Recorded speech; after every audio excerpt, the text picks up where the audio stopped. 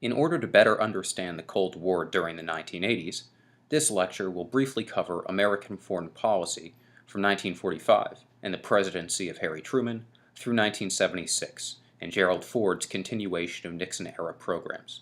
Lecture number 4 will deal exclusively with Jimmy Carter's foreign policy. That's why the events of the late 70s are not included in this lecture.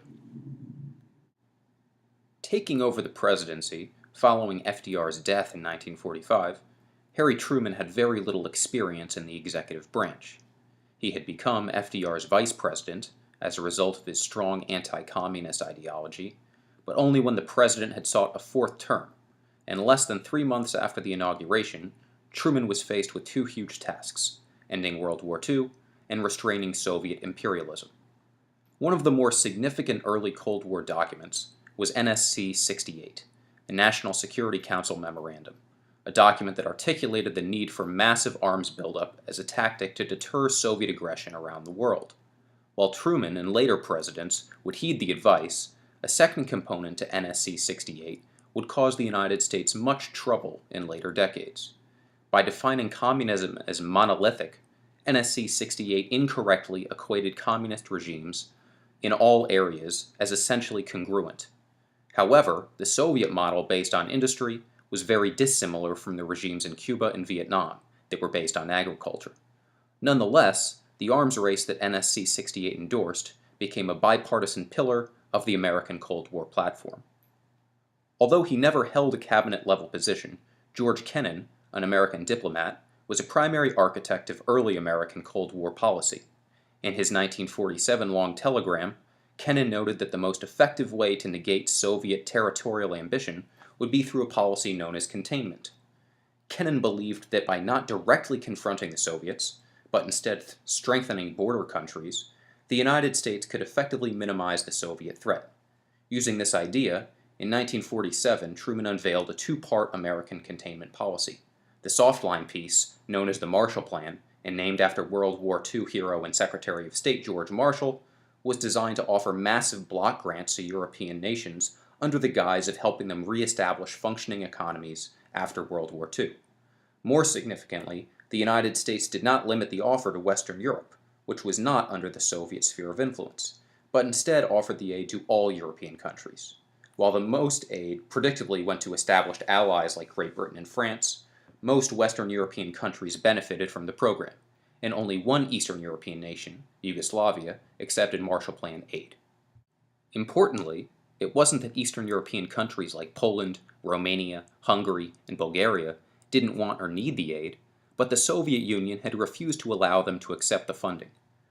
The Marshall Plan, which dumped more than $13 billion into the coffers of Western Europe, not only helped create economic prosperity, which would in turn make communism appear unattractive, but also create a jealousy of countries in the Eastern Bloc, and resentment towards their compulsory obeying of Soviet policy. The second part of containment policy involved a military component. While the Soviet Union controlled most of Eastern Europe, two notable exceptions were Greece and Turkey. Both nations held strategic importance for the United States. Should Greece be seized by the Soviets, the USSR would have a stronghold in the Mediterranean, opening the door to potential aggression against Western Europe. Turkey, on the other hand, provided a gateway to the Middle East and the valuable oil fields of the Persian Gulf. Determined to protect both Turkey and Greece, the Truman Doctrine authorized American military assistance to any lands threatened by communist insurrection. In the nuclear age, the Soviets knew that an act against Greece or Turkey was increasingly precarious. As a result, the Truman Doctrine was effective in deterring Soviet imperialism. While containment policy was thriving in Europe, the same could not be said in Asia. Despite significant American aid, Chiang Kai-shek's Chinese nationalist forces were defeated by Mao Zedong, who established the People's Republic of China. Chiang and the nationalists fled to Taiwan, but perhaps more disconcerting than Chiang's defeat was the beginning of an American policy of aiding factions, using a very low denominator, that were against communism. Despite the fact that Chiang was notoriously corrupt, setting aside tens of millions in American aid for personal spoils, the United States continued to support him. Coming on the heels of the nationalist defeat in China, Truman found himself engaged in another war in the Far East, this time on the Korean Peninsula. Desperately seeking to make amends for letting China become communist under his watch, in Korea, Truman did not limit American aid to finance. American GIs were deployed abroad and helped stem the tide of a North Korean advance into the South. However, after nearly 4 years of combat, a stalemate was assured. While the United States had stemmed the tide of communism, the tens of billions spent and tens of thousands dead spelled trouble for the Democratic Party in the 1950s. Despite no background in politics, World War II hero Dwight Eisenhower was elected in 1952. Yet despite his military background, as president, Eisenhower minimized American reliance on conventional armed forces, instead shifting military focus towards nuclear armament. Further, while Richard Nixon served as Eisenhower's vice president, the Californian was mostly kept out of important conversations. In fact, the only cabinet secretary whose opinion Eisenhower valued was Secretary of State John Foster Dulles. In the 1950s, the Dulles family were Washington power brokers. John was the nation's top diplomat, while his brother Alan was director of the CIA. Together, Dulles and Eisenhower shaped 1950s American foreign policy, which was concise and simplistic. NATO, the North Atlantic Treaty Organization, was an alliance of North American and Western European nations established in the late 1940s to provide collective security against Soviet aggression. However, Europe was not the only part of the world the Soviets could potentially expand their sphere of influence. In order to protect additional regions that were vulnerable to Soviet takeover, Dulles and Eisenhower designed a program that became known as Pactomania, a series of regional alliances in the Middle East, Southeast Asia, and the South Pacific. MITO, or the Middle East Treaty Organization, established a bond between Iran, Iraq, Turkey, and Pakistan, as well as the United Kingdom, while SEATO, the Southeast Asian Treaty Organization, provided membership to the Philippines, Thailand, Bangladesh, Australia, and New Zealand. By brokering these partnerships, the United States was able to form pods of collective security by minimizing expenditures. A second Eisenhower policy was a bit more extremist. After spending significant time in Europe during World War II, Ike was eager to avoid significant American military loss. And while he inherited the Korean War from Truman, Eisenhower was firmly against committing American troops to a land war in Europe. While the nuclear age was still young, Eisenhower correctly assumed that building up America's nuclear arsenal was effectively, if tenuously, ensuring no hot war would take place between the US and the USSR. This policy became known as brinksmanship. Eisenhower and Dulles were effectively taking the world to the brink of nuclear war while ensuring it would never take place due to the principle of mutually assured destruction. Because if a single warhead was fired, the decision would unleash a series of attacks that would lead to nuclear annihilation. Lastly, the Iranian coup of 1953, while seemingly insignificant at the time, was a significant contributing factor to the Iranian Revolution. Even though the revolution wouldn't begin until 25 years later, orchestration of the overthrow of Mohammad Mossadegh, a democratically elected prime minister of Iran, represented the beginning of significant animus towards the United States. Mossadegh's unpopularity from an American intelligence perspective began when he decided to nationalize the Iranian oil industry in the early 1950s. Mossadegh believed the oil was property of Iran and deemed it irrational and unfair for the British and the Anglo-Iranian Oil Company, which is now known as BP, to loot the profits. The United States, which at the time was minority reliant on foreign oil, didn't need the resources, but was concerned by Mossadegh's collectivist attitude that was reminiscent of Soviet socialism. Via a CIA-orchestrated operation, known as Operation Ajax, Mossadegh was disposed of as prime minister, while the Shah Pahlavi, a formerly ceremonial figure, much like the Queen of England, was inserted into power in Iran. While this move seemed insignificant at the time, the Shah's deeply unpopular rule and policies would lead to his own downfall, as well as a decline in the prestige of the United States. John Kennedy's brief presidency was known for its optimism, a spirit of collective sacrifice, as well as trouble in the developing world. Shortly after taking office, Kennedy was faced with confronting Fidel Castro and his growing influence in Cuba. While Eisenhower and the CIA had drawn up an operation at the end of the 1950s, which would lead to the overthrow of Castro, the job fell to Kennedy to actually get things done.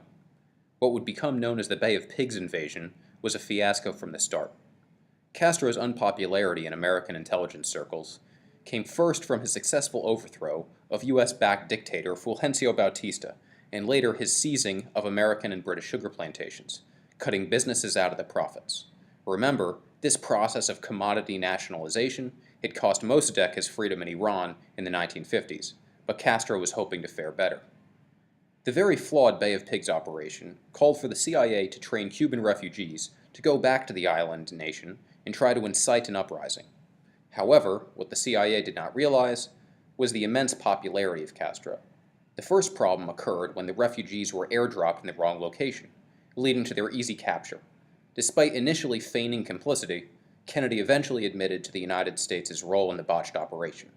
And while the United States successfully negotiated for the release of the refugee hostages through significant payments to the Castro regime, more importantly, the failed coup created a sense of paranoia in Castro that would lead to a larger crisis the following year.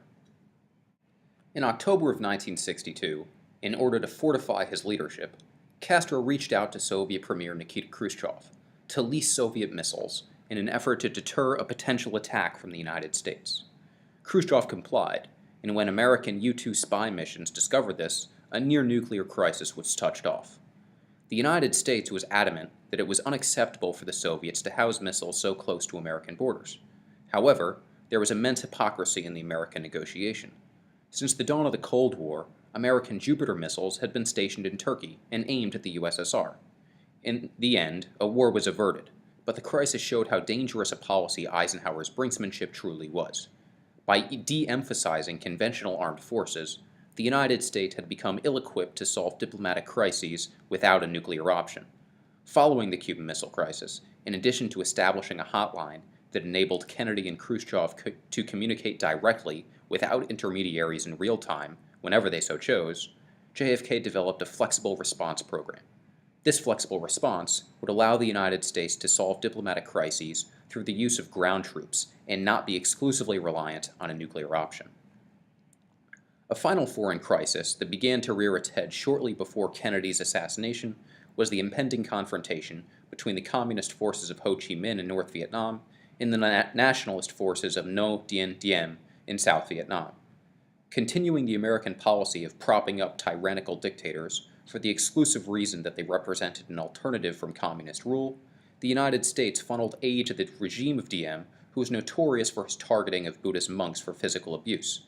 Diem's persecution of Buddhists, despite the fact that they represented the largest religious congregation in the country, led a few monks to set themselves on fire in Saigon. When footage reached the United States, the intelligence community was concerned that American credibility was very tenuous. Kennedy was abhorred by Diem's practices, but was even more concerned about Ho Chi Minh's popularity, and while Kennedy was reluctant to provide American military personnel to fend off the NVA, his decision to send American military advisors to the tune of 17,000 was the first step towards a robust American military presence in Southeast Asia that topped 500,000 by 1968. Whereas Kennedy was reluctant to commit the full military might of the United States Armed Forces to Southeast Asia, LBJ had no such reservations. While conspiracy theorists will point to Kellogg Brown and Root, an American military manufacturing company, and their financing of Johnson's political career as the Texans' impetus behind increased American presence in Vietnam, the more palatable explanation was the Tonkin Gulf incident and subsequent congressional resolution of 1964. Allegedly, an American naval vessel was patrolling the Tonkin Gulf and was fired upon by an NVA ship. While the American ship was not struck, and no evidence of an NVA attack was discovered when the incident was investigated, LBJ was resolute in asking Congress for the authority to increase the American presence in Vietnam. Nearly 4 years after the Tonkin Gulf incident, LBJ had continued to relay to the American people that success was right around the corner. And while the sudden resignation of Secretary of Defense Robert McNamara in 1967 raised some eyebrows, it wasn't until the Tet Offensive of early 1968 that exposed Johnson's lies. If the Tonkin Gulf was the tipping point for American involvement, Tet was assuredly the turning point. Although the massive Viet Cong uprising in the South was eventually put down, the damage to Johnson's image could not be undone. In March of that same year, in a shocking twist, Johnson announced that he would neither seek nor accept the Democratic presidential nomination in 1968. Not only did this leave a void in the leadership of the Democratic Party and effectively euthanize LBJ's Great Society, but it made Democratic success in that fall a long shot. And this was even before RFK's assassination and the chaos in Chicago during the Democratic National Convention. There was officially a power vacuum in the Democratic Party, a void that would struggle to be filled for decades. While it's easy to dismiss the Vietnam War as a failure for the United States, it's important to understand why American GIs had such a difficult time in Southeast Asia. First, the dense jungles troops encountered were unlike previous wartime topography. As a result, the training troops encountered and tactics that were first utilized were based on separate terrain, and thus useless. Second, it was difficult, if not impossible, for American troops to differentiate Viet Cong from South Vietnamese civilians. When American troops were unable to identify their enemies, accomplishing specific tasks became increasingly burdensome.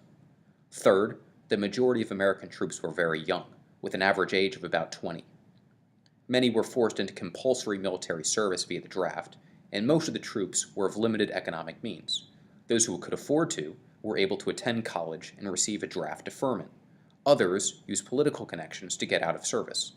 And while the politicians of Washington continued to authorize more and more military personnel to Vietnam, it was the working class, not the privileged, who ended up serving. Vietnam was a rich man's war, being fought by middle-class and poor Americans. Fourth, while the military was looking to limit fighting to only Vietnam, it was impossible for the Army to stop the enemy supply line without broadening the war into Cambodia and Laos in an effort to cut off the Ho Chi Minh Trail.